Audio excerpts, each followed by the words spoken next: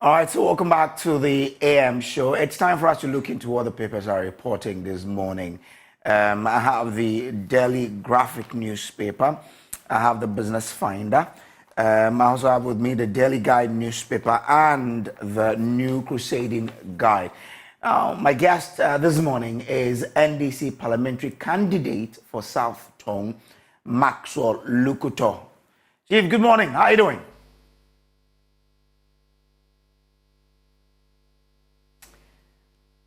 Max, kindly unmute for me so I can hear you, on what you're telling me. Good morning, my brother. How are you doing? I am good, I'm good. Just that, it's been a long, long time since we met. Yeah, sure. It's been. Anyway. The weather has not been too good, and that is reflective in my voice. My voice is not too clear, but I'm sure we can manage. Okay, it shall be well. Yes, this is fine. I'm told you are on a campaign to get the Sogakope Bridge fixed. Is that it? How is it going? Yeah, sure. That has been a campaign that has been on for over 6 years.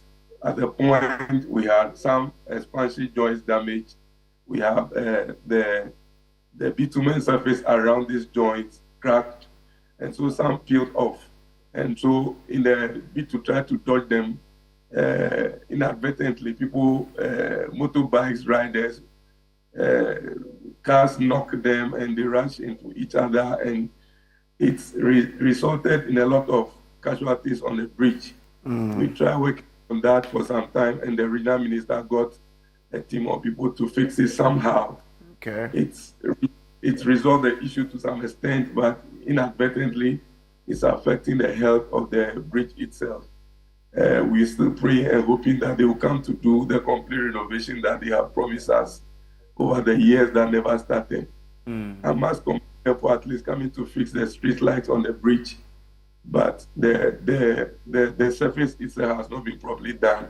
Okay. We are just hoping that they will come and do that as well. All right. I wish you all the best. We pray that the bridge is fixed for the people of South Tone. So let's go into the papers now and start from the Daily Graphic newspaper. On the front page it says, government vindicated in a Japa deal. That's according to the NPP. It comes with a photograph of the national chairman of the party, Stephen Ayesu, in team. Tourism Fiesta, December in GH to spread outside Accra. Okay, now ahead of ECOWAS Defense Chiefs meeting, democracy must reign in Niger. That's according to security experts. We'll get into that. Youth-focused agriculture program launched. Okay, that's something that I would want us to go into. NACA QR code mechanism to check approved test books rolls out in September. Okay, so let's get into the papers now. The details of the issues. Retired military officer Commander Kweku Kakrebesi has said that the containing military junta in Niger could deter other military adventurers in the West African sub-region. Quote, militarily, an intervention force must enjoy the support of the people, otherwise it would be fighting two enemies. Whatever the dilemma, containing the current situation could help to deter future adventurers, in my view, unquote, he said. Speaking to the Daily Graphic in Accra yesterday, Commander Kakrebesi, however, said dialogue appeared a good way forward, particularly since the junta appeared to be enjoying some degree of support from the public. Now, his comment comes as ECOWAS military chiefs start a two-day meeting in Accra today in the latest effort by the sub-regional bloc to find a solution to the recent military coup in Niger. Mr. Lukuto, the whole of the week we've been discussing Niger because of the impending intervention that ECOWAS is contemplating. What do you make of this call by the security experts going forward? The meeting is starting today. What do you make of this, and what would be your suggestion? Yeah, sure. So, W. Kakrebesi happens to be a friend. He's from my constituency. I got that to be specific. And I had time to do that with him. He's a fine gentleman. And be a security expert, his views must be respected. In local parlance, the Takachi kind of thing that we see ECOWAS trying to do in Niger, most people have advised. I think I also listened to Obasanjo, the former president of Nigeria, also advising against such move. I think that some of these things should be left with the experts to advise on. And so, as an expert, I think that they should listen to him. It's democracy we want. And so, if some presidents of ours in some states think that the people don't matter, and then they keep increasing their tenure in office, they twist the constitution to favor them, and the likes of the Togolese president, for Yadima, and the likes of Ouattara of Cote d'Ivoire, they have had a stint of all these things in their country. And sometimes it's nauseating to hear them being the ones who are advising ECOWAS to deploy ECOMOG into Niger. It's so unfortunate. And so I think that now that they are meeting again in Ghana, they should look at the needs of the people. They should understand their plight and try to meet them halfway. The people, I'm sure, are not sleeping on their house. They are party ready. And we know that Guinea, Mali, and Burkina Faso and some other military around are ready to help them. And so, like you say, if you don't take time, it's going to be a kind of world war in West Africa, which I'm sure is going to affect Ghana as well. There were rumors that a military plane has been brought down in Niger. Whether it's true or not is another issue. It only means that the junta in Niger are party ready for anybody who wants to take them for granted. I think it is time we talk to them behind the scenes and see how quickly we can bring some semblance of democracy back to Niger. We've also heard that they are going to prosecute him for high treason and all those things. I'm sure that once they talk to them behind the scenes, we can bring some sense of semblance of democracy, and also make sure that we don't lose a lot of lives, as it were, if we are going to meet them put for put in our Ghanaian parlance. So I think it's a good call, and we should listen and see how best we can address all these issues behind us, not necessarily through the barrel of the gun. But I think that all of this is being, thought about because ECOWAS wants to send a strong message across the sub-region that enough is enough. We're having too many coup d'etats in the sub-region. So if we want them to limit how much we want to involve the military, what then should ECOWAS do differently to ensure that we're able to stem the tide in all of these coup d'etats that are happening? Yeah, so in as much as they want to send a strong signal to us in West Africa that nobody does that and goes scot-free, I'm sure they should go beyond that and make sure that the situations that lead to some of these things happening are curtailed or are nipped in the bud. And so, yes, of course, we shouldn't just allow anybody and everybody take a democratically elected government for granted, stage the coups and go scot-free. But I think that in as much as we cry for the chick, we should also cry for the hawk as well. And so it should be a win-win for all of us. It is our fear that once they go in the way they want to, more lives will be lost, and that will not be too good for us as a people. And so, yes, there should be some negotiations. They should be met halfway. I'm not sure they are so stupid to quote. Look at the support they are having from their people. That should show to all of us that the people are tired with the kind of governance they are getting. And so the West should take their veil off us and allow us to have some kind of freedom. If you look at the issues they are chronicling, it's high time France really look at some of these things and sort them out. And so, yes, they want to send a strong signal to the rest of the country that nobody can just wake up one day and take a military action against a democratically elected government and go scot-free. But I'm sure that what causes the issue should also be looked at. And I think it's high time behind the scenes they talk to each other. The peer review that they claim they've been doing, I don't know how well they do these things and whether they are also able to prevail on some of their people who go the extra miles to make sure that they extend their tenure of office, and then to the disadvantage of the generality of the people who elected them. All right, so that's it there. Now, if you turn to page 17 of the Daily Graphic newspaper, It says youth-focused agriculture program launched. It's a story written by Timothy Nembe. Rethink, an initiative that seeks to change the mindset of the youth towards agriculture and agribusiness, has been launched in Accra. Spearheaded by Cerebral Farms Limited, a project of the Office of the 2022 National Best Farmer, the initiative will roll out mentorship sessions for young people to build their capacity on modern technology and best farming practices in the agricultural value chain. It will also serve as an advocacy platform for the youth in agriculture by engaging policymakers and industry players to implement policies that would empower young people and also facilitate their access to finance. The initiative was unveiled yesterday where strategic partners, Graphic Communications Group Limited, the Ministry of Food and Agriculture, and the Council for Scientific and Industrial Research all pledged their commitment to help change the face of agriculture in the country. You are in an area where, you know, I'm sure, I don't know much about your constituency, but farming will be quite, you know, the mainstay for a lot of people there. We know that over the years, the youth have not got that attraction to farming because of several reasons.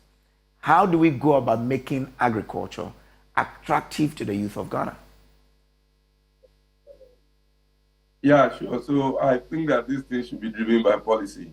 This youth in agri thing has earned my dad a nickname. He's called Old in Agri. Okay. Once, yes, at their workshop, he's been one of the best farmers in the district, and he even had award as best district farmer on, I think, 2 or so occasions. And so in one of the seminars where the youth in agri mantra was being trumpeted, he woke up and said, these things every day they say the youth in agri, youth in agri. Meanwhile, you don't see that a lot of them going into agri. So he thinks that they should change the name to Old in Agri. So that has been his nickname up to now. We have always outlined the challenges that we have had growing up as youth and wanting to take up agri as a vocation or as a profession. The policy direction towards agri has not been very friendly. You see us going through school, and once they want to punish you, they'll send you to the farm to go and weed. And so most people see farming as a punishment. And sometimes because of the unreliable nature of rainfall pattern in Ghana, most of them go into it. Sometimes you would have to take loans and start. And if the rains don't come the way you expect, then you lose everything. And then if you have to do irrigation too, it is very expensive, especially when you get the land from the river. Of course, you are not wrong if you say that my constituency or my district should be more into agri. Yes, we have the Volta River flowing into the sea through our constituency or our district. But the challenge we have is that there are not enough canals to send this Volta River or the water to the hinterland so that anybody anywhere can go into all-season farming so that you can pump from the canals into your land and have the farm. And unfortunately, the land that are close to the river are mostly used for hospitality and residential facilities. And so those that are close, you can use them for the farming. Those that are far off, you don't have the canals to be able to do the all-season farming. It makes it very expensive. And because of the unreliability of the rainfall too, people are not encouraged to go in. And so you go in and you make a loss. You remember Kennedy Ajepo once said that if you want to be poor, go into farming. It is unfortunate. Meanwhile, farming should be one of the things that should attract us. It is. And I mean, people who are into it today, who are doing the right things, are really enjoying the benefit of it. It depends on how you approach farming, really. Yeah, of course. So if it's technology driven, and then we have a lot of machinery attached to it. Unfortunately, we have most of these products also, when imported from outside, are being taxed heavily. At a point, we took all these taxes, but they've been introduced again. And so these are all incentives that do not drive the agri. In my constituency, after I went through some of the few farms around my place, the Gato farm and also the Agro Brazilian farm. They are faced with a lot of challenges, and they told me that most of their equipments are being taxed, and so they are unable to bring as much as they should to expand these farms and get a lot of the youth also employed. The Gato farm, for instance, has not gotten electricity which they can use for most of their pumping stations. So they rely on generators to power their pumping transportation, Okay. which is so much of a cost to them. What is stopping government from extending electricity to these people so that they can expand these funds and get a lot of the youth employed, and so that they can pay back a lot of the taxes that we need to government? We are just not looking at this sector as a viable sector, and I think that our policies have not been properly shaped to get a lot of this youth into agri. And so if they are now launching it, it's a good thing. But let's go back and look at our policies that drive agriculture. Once we look at them and we make sure that they work well, I'm sure a lot of the youth who are idling on the street, even though most of them have taken to betting, they would also want to look at some of those things and see the good it brings to them. Once somebody goes in and comes out with good stories, other people would also want to venture. I know a few of my youth who went to agri colleges and are ready to do some of these things. But you do it today, you lose, the next year you lose. And you have the bank chasing after you to pay back the loans. How you encourage to go in or even get some other people to join you, do it. So if they are launching it, it's a good thing. But we should go back to the tables and make sure that we put the right policies on the table and make sure we attract them and give them the loans and the investment that they need. Most of these policies come, but behind the scene, it's fraught with a lot of unfavorable things happening in the offices. Some of these things happen, and people behind the scene look at this fertilizer that was being sold or distributed to us. People took it, went out, sold it, and made huge profits out of it, and we are back to square zero. So I think that when these things come, they are good policies, but the implementation becomes a challenge, and people at the end of the day, they just make a huge profit out of it and leave everything back to square zero. I'm sure it's a good policy that should be pursued. All right, and we have people like John Dumelo and all of, John Dumelo, Senor Hossi, and a lot more young people who have veered into the sector and really can tell the benefit. All we need are the right things to be done. Irrigation, for example, should be tackled really. It should be, a national initiative to extend small irrigation systems to some of these smallholder farms. In your area, you talk about having rivers, but we are building accommodation facilities along it. So we can then, through irrigation systems, draw the water close to the farms from that source so they can use. And I'm sure that if we do that, we could then engage in all year round, cropping, which of course will bring us the needed benefit than to rely on rain-fed agriculture we've done all of this year. So so actually, that's what I'm saying, that we should channel this water to the hinterland. I remember the last Town Council of Chiefs that I led went to the German embassy to go and see how best that can be done.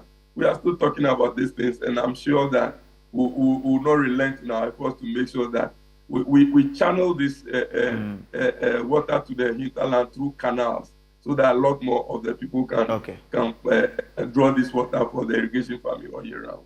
Well, you are an MP in the making. You are just waiting for the day to come so that you are declared. So we expect that when you get into Parliament, you ensure that these things are done for us, the youth of Ghana, to tap into the prospects in agri. So when you come, we'll be keeping an eye on you to see what you do for us. Yeah, I'll be grateful, and I'll need your support for all of us. All right. Okay. Okay. All right. But your party is bereaved. Araba Togo, right? The National Executive Committee member of the Araba NDC. Unfortunately, is gone, and my condolences to the whole Yezu Eza family, the Umbrella family, the Green Army. We have lost a staunch member, and she will forever be. We in the Western region call her Auntie Araba Togo. She's a very, very hard woman, Yeah. Unfortunately, we've lost her. She together with the other one who also passed about 2 years ago, Ama Benyuado. They are the women soldiers for the Green. Yeah. Yes. We remember the fondly fight they have had on behalf of this party. May she rest in perfect peace. Amen. Amen. Well, let's turn to the Daily Graphic, a Daily Guide newspaper. It says NIA sacks 10 officers over extortion. NDC incites youth against 10% betting tax. Team Baumia launches tech campaign. Rethink Agric national best farmer.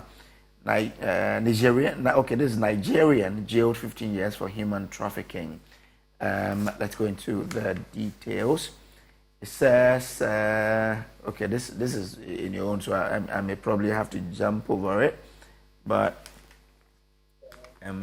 let's see. I want us to deal with the NIA story. Now, it says the National Identification Authority has dismissed 10 staff members after investigations and established their culpability in misconduct and extortion of funds from Ghana card applicants.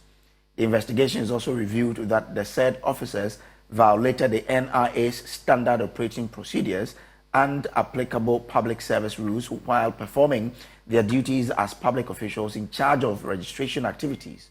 The conduct of the officers who were stationed at NIA's headquarters in Accra were investigated by the Criminal Investigations Department of the Ghana Police Service. They were taken through the standard procedures of investigation, which included the interdiction of the affected officers and the appointment of a disciplinary committee of inquiry to provide a hearing for each officer in accordance with the law. A statement issued by the Corporate Affairs Directorate said management subsequently accepted the disciplinary committee's recommendations.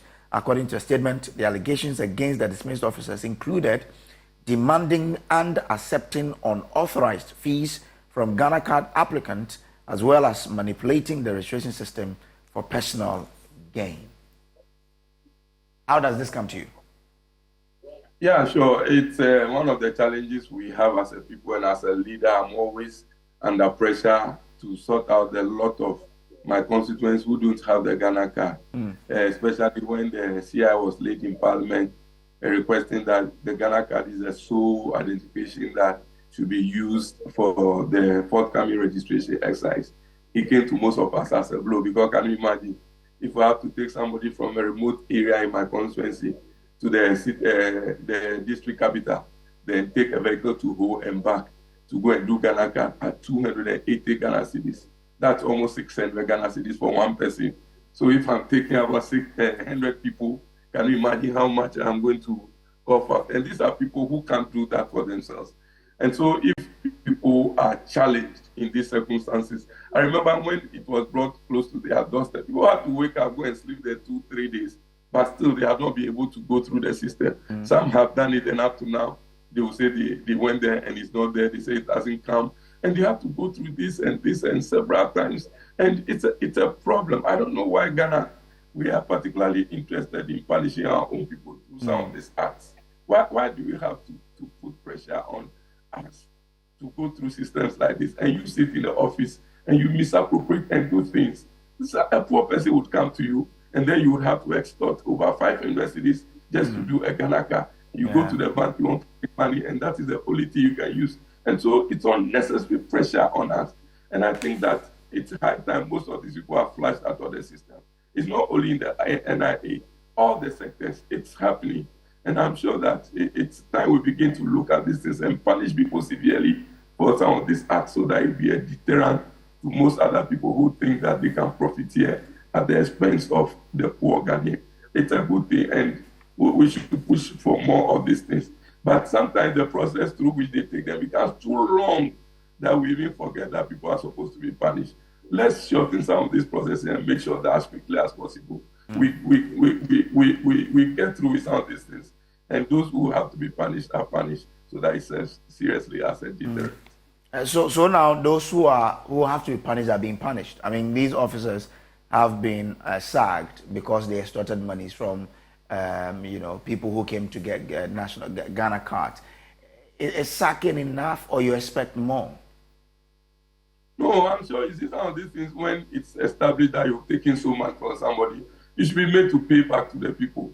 Like we saw the Minister of Foreign Affairs ranting at the passport office the other day. I'm sure that she said some leads were given and some names were mentioned. Once these things are done, people should be made to go the full haul and pay back these monies that they would have profited illegally. Like we see in illegal drug trade. Once it's established that you are a drug dealer, all the properties you would have made out of that are confiscated to the states.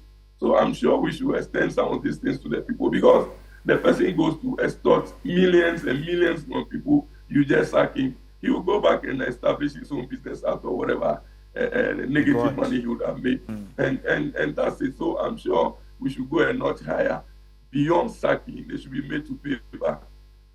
Like we always see people being surcharged, they should also do same, and then this money is retrieved from them. If they can't even get the perpetrators or those from whom they perpetrated the act and giving the money to, they should be made to confiscate this money and pay to checks.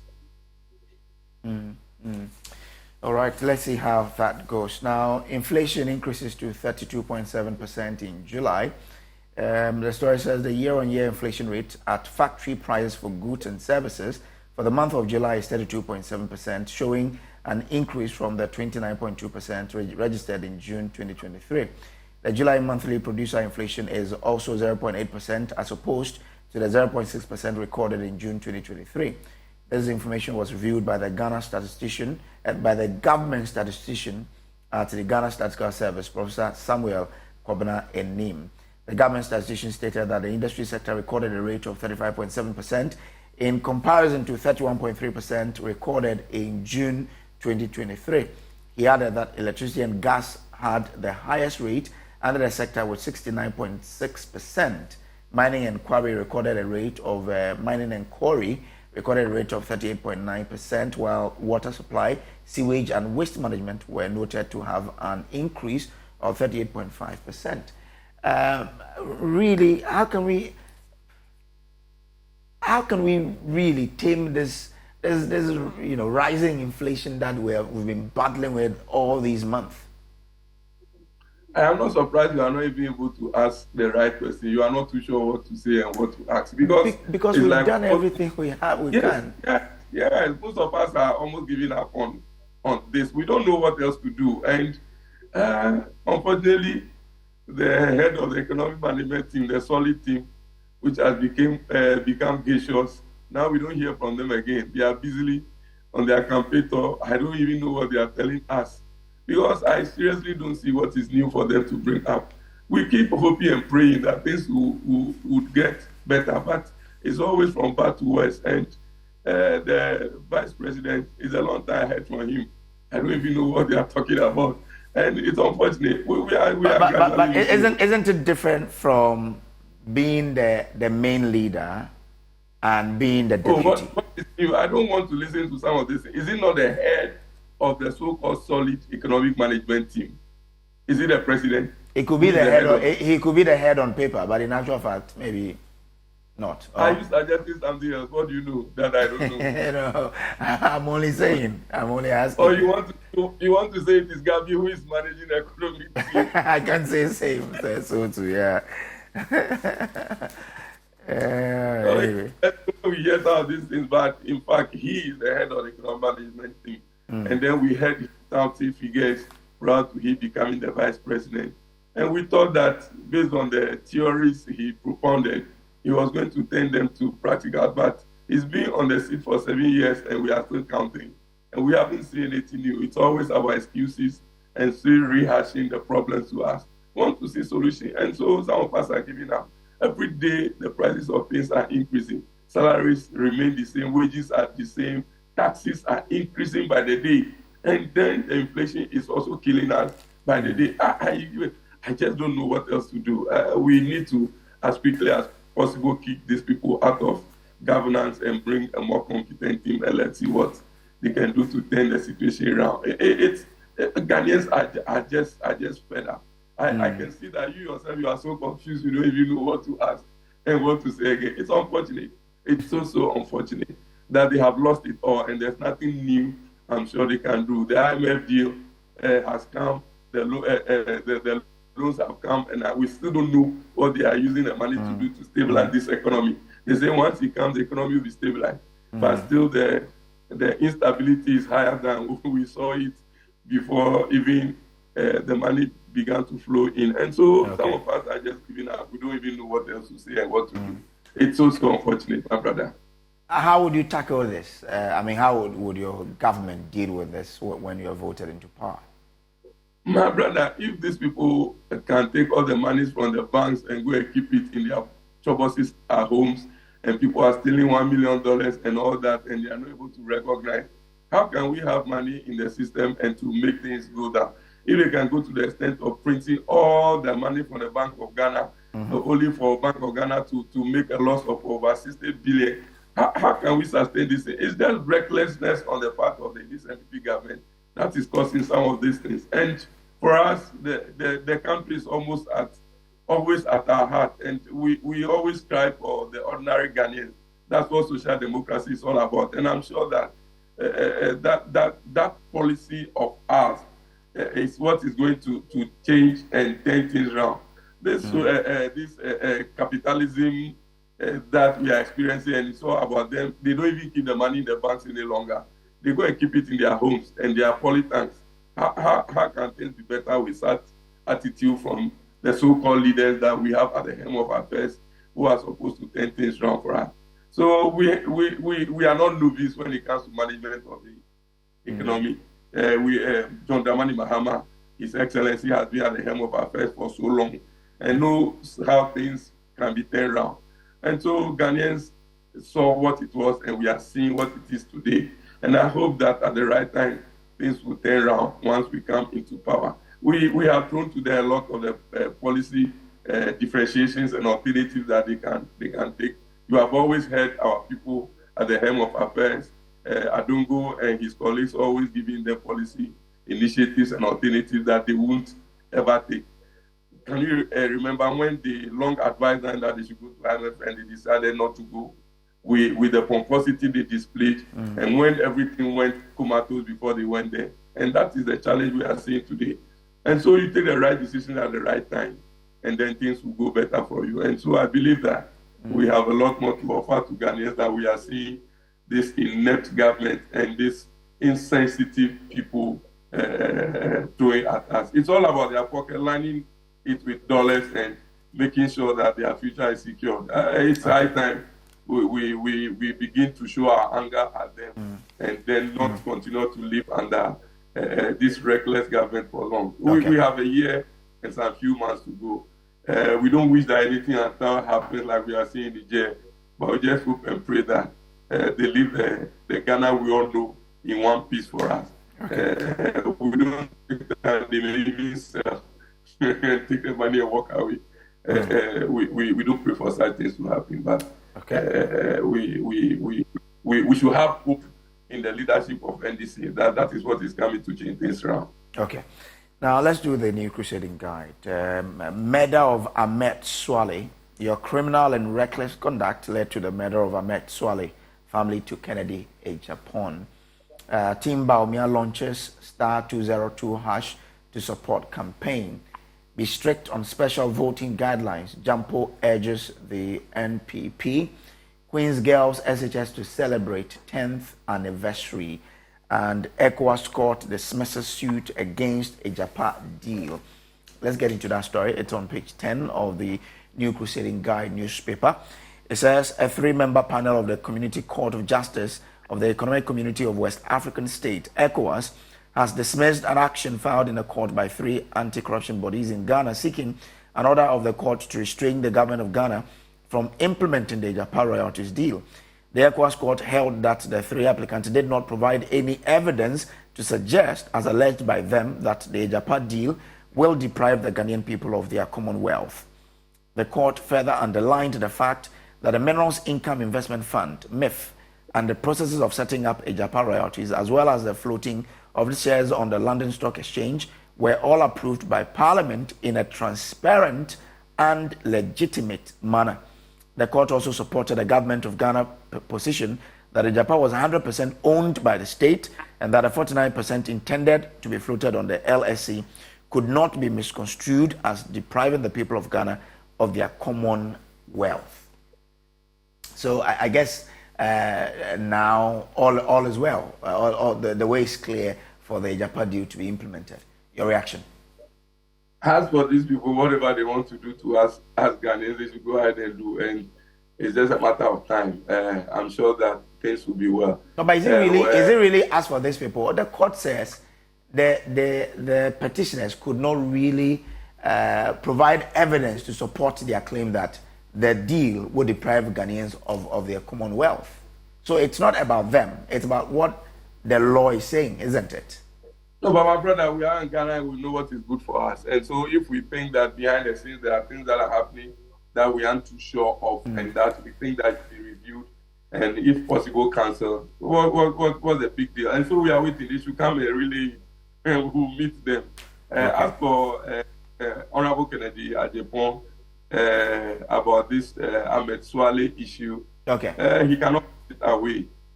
He says that it will not be an albatross on his neck. It is an albatross on his neck. And no matter what he does, Ghanaians are going to hold him responsible for unnecessarily exposing this guy to danger. And all right. Then. You. Maxwell Lukoto, Chief, I'm grateful to you for joining us and all the best to you. Thank you so much, my brother. And I wish you all the best. All right. I'm sure not too good for you. Your pocket, I'm sure, is still dry. But we hope everything will be better soon. All right. I wish you a pocket empty week. And weekend. All right. Thank you so much. Wish you say that's the NDC parliamentary candidate for South Tongue, Maxwell Lukoto there. This has been the News Review segment. It's brought to you by our sponsors who always help us to bring you this particular segment. I'll bring you details about them when we return. But up next is Muftao Nabila coming your way with the latest from the world of sports. Do stay with us.